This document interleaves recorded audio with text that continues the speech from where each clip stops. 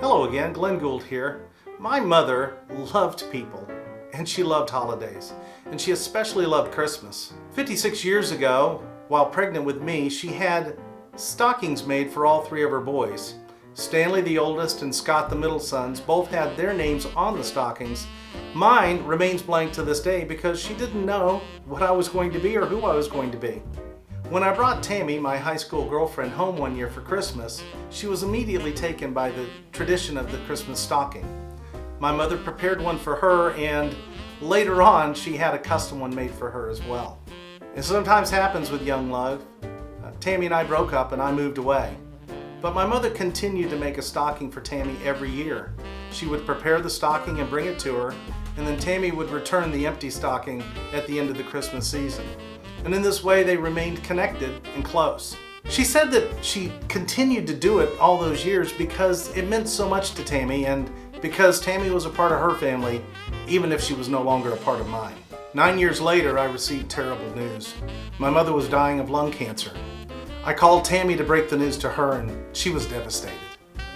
A couple of weeks later, we got together for breakfast at Waffle House on Virginia Avenue, and it was like we'd never been apart.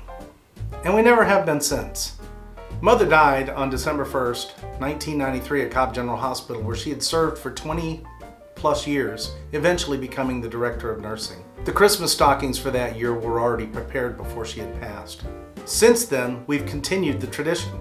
Tammy found a lady in Florida to reproduce the stockings and had one made for Grant and Carson, our sons. What goes into the stocking really isn't as important as what the stocking says. Not on it, mind you, but through it. It says in some way, we're family. And that's why I've sent this to you. Whether family, friend, client, or vendor, you are a part of our family, and we're immensely honored to have you in it. And if you happen to be somebody who has stumbled upon this that we have yet to meet, you too are a part of our family.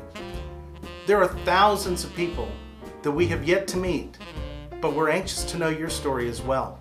You see, our lives are richer when we know the lives of others. And so with respect to all faiths, and even to those with no faith at all, we want to wish you a very Merry Christmas and a most happy and prosperous New Year.